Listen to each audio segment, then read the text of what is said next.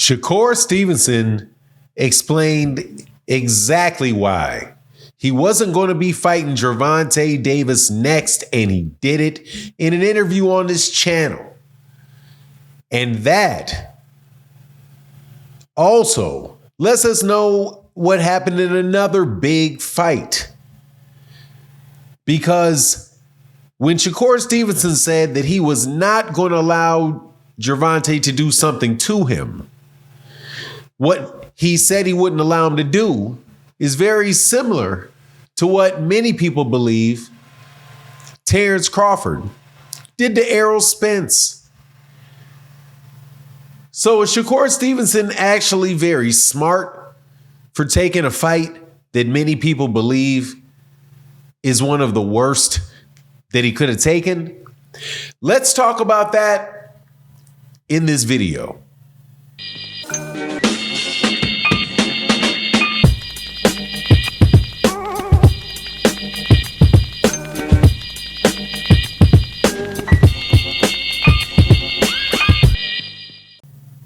All right, welcome back to the channel.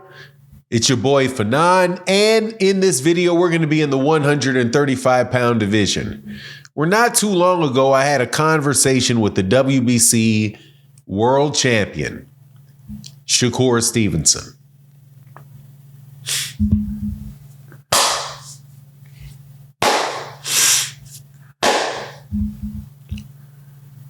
And in that conversation with Shakur Stevenson,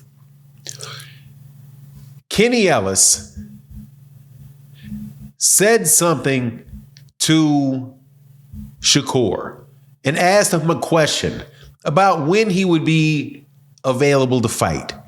He said, if the Vasily Lomachenko fight fell through, would you be willing to step in, or would you be willing to wait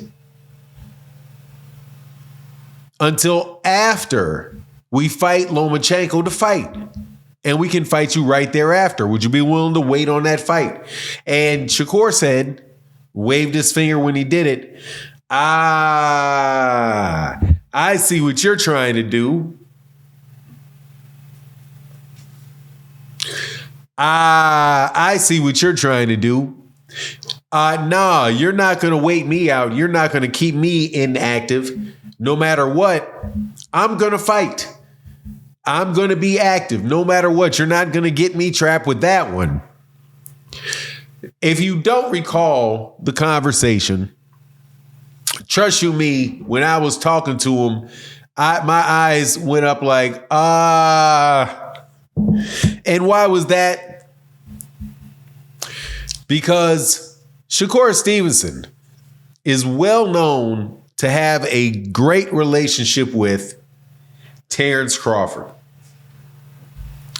And Terrence Crawford, being one of the best fighters in boxing and having one of the best trainers in boxing, Brian McIntyre, knows full well about that tactic of waiting people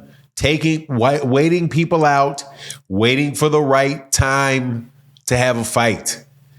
Now, aside from the Errol Spence situation, which I will get to next, there was a comment made on a very recent fight. Headed into the fight between a certain Mr. Gervonta Davis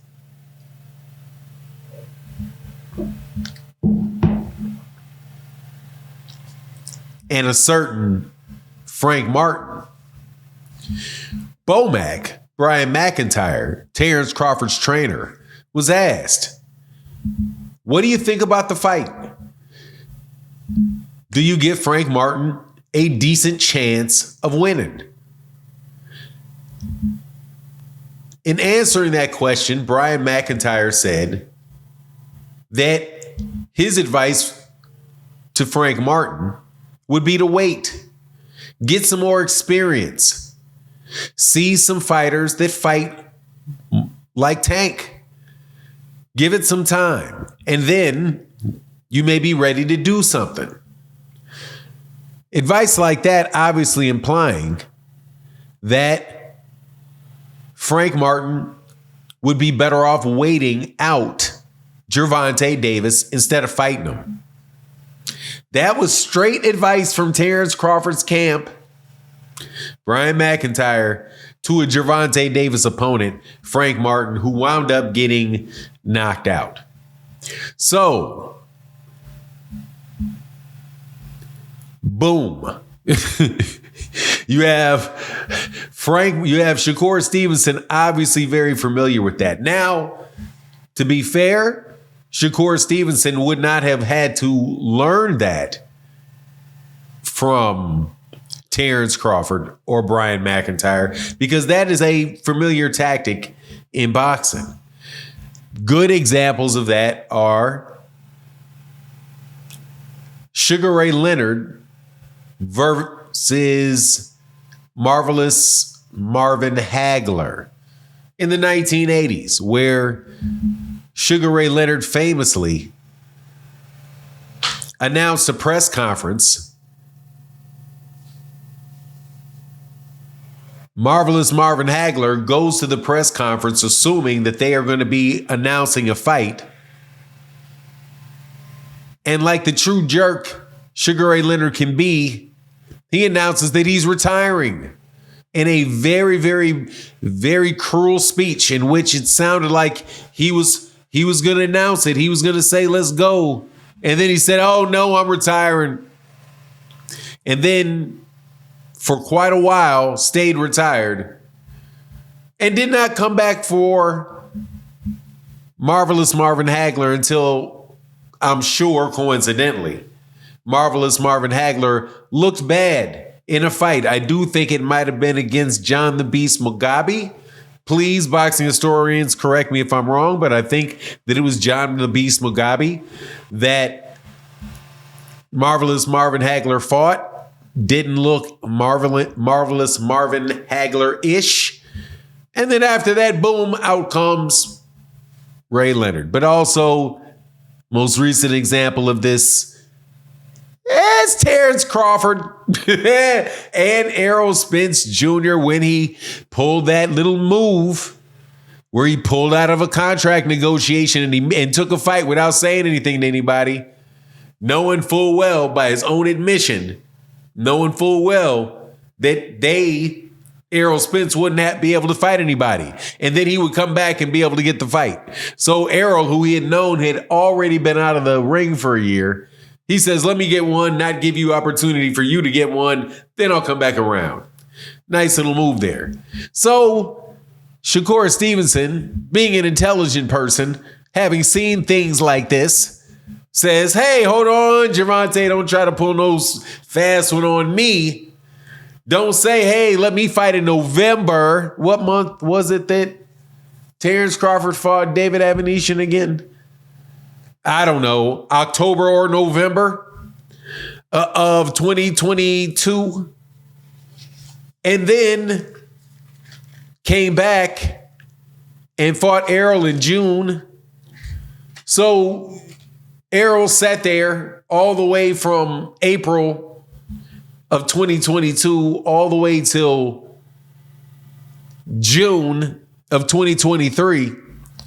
Shakur said, nah, I'm not about to wait all the way to, let's say you fight in November. And then we're going to do what? 4 more months after that? Nah, I'm not waiting to March. I'm not waiting to February, March, April timeframe to fight you. Who knows? Maybe June if something goes wrong in this negotiation and the next. So,